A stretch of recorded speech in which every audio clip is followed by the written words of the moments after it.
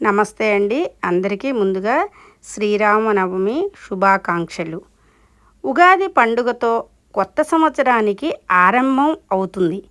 ఆ కొత్త సంవత్సరంలో భక్తుల హృదయాల్లో భక్తి దీపం వెలిగించే మొట్టమొదటి పవిత్ర పండుగ శ్రీరామనవమి.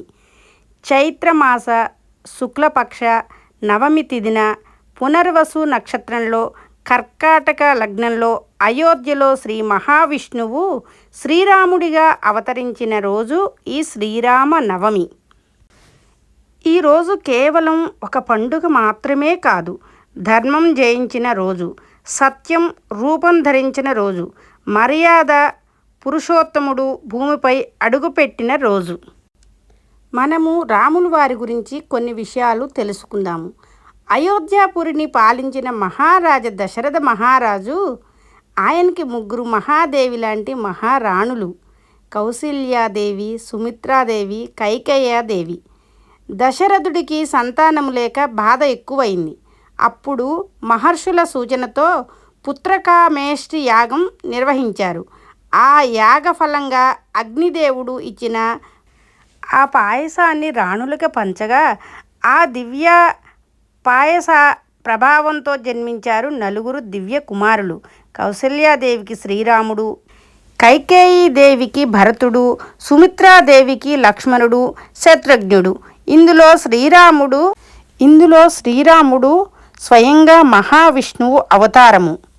ధర్మాన్ని రక్షించేందుకు, రావణాసుని సంహరించేందుకు, భక్తుల్ని రక్షించేందుకు భువికి వచ్చిన అవతారము శ్రీరాముడిది. ఇప్పుడు మనము సీతమ్మ వారి జన్మ విశేషం తెలుసుకుందాము.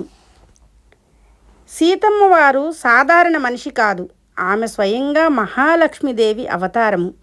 మిథులారాజు జనక మహారాజు యజ్ఞభూమిని దున్నుతుండగా భూమాత గర్భం నుంచి దివ్యకన్యగా ప్రత్యక్షమైంది. అందుకే ఆమెకి భూమిజ, జానకి, వైదేహి, మైథిలి అనే పవిత్ర నామాలు వచ్చాయి. తండ్రి జనక మహారాజు, తల్లి సునయనాదేవి. సీతమ్మ వారి జన్మ భూమిలో నుండి కావడం వలన ఆమెని భూదేవి కూతురు, లక్ష్మీ స్వరూపిణి, ప్రతివతా శిరోమణి అని పూజిస్తారు. శ్రీరామచంద్రస్వామి వంశం సూర్యవంశం, ఇక్ష్వాకు వంశం, గోత్రం వశిష్ఠ గోత్రం. ఇప్పుడు మనము సీతామాత గురించి తెలుసుకుందాం. సీతామాత గోత్రం విదేహ వంశం, జనక వంశం, గోత్రము గౌతమ గోత్రము. సీతారామ కళ్యాణం మహిమను తెలుసుకుందాము. జనక మహారాజు తన కుమార్తె సీతమ్మ వారికి స్వయంవరం ఏర్పాటు చేశాడు. అక్కడ ఒక మహాప్రమాణం పెట్టారు.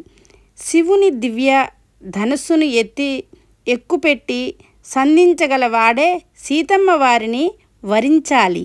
ఎంతోమంది రాజులు, వీరులు ప్రయత్నించారు, కానీ ఆ మహాధనస్సు కదల్లేదు.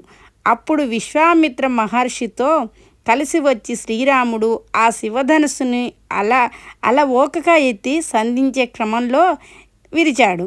ఆ దివ్య గడియల్లో సీతమ్మ వారు వరమాల వేసి శ్రీరాముణ్ణి వరించారు. అది కేవలం ఒక వివాహం కాదు, లక్ష్మీనారాయణుల కలయిక, ధర్మానికి, ప్రతిపత్యానికి, గృహస్థ్యామానికి ఆదర్శం. మనము శ్రీరాముడి మహిమలు తెలుసుకుందాము. శ్రీరాముడు ఎందుకంత గొప్పవాడు? తండ్రి మాట కోసం రాజ్యాన్ని వదిలాడు, ధర్మం కోసం అడవికి వెళ్ళాడు, భార్య కోసం సముద్రాన్ని దాటించాడు, భక్తుడైన హనుమంతుడిని ఆలింగనం చేసుకున్నాడు, అధర్మానికి ప్రతీక అయిన రావణాసుని సంహరించాడు, ప్రజల కోసం తన వ్యక్తిగత బాధను మర్చిపోయాడు.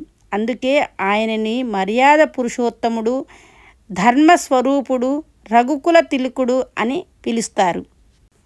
సీతమ్మ వారు అంటే ప్రతివతా శిరోమణి, క్షమాశీలి, ధైర్య స్వరూపిణి, అనురాగానికి ప్రతిరూపం, లక్ష్మీదేవి అవతారం. అరణ్యంలో ఎన్నో కష్టాలు వచ్చినా భర్తతో కలిసి ధర్మ మార్గాన్ని నడిచింది.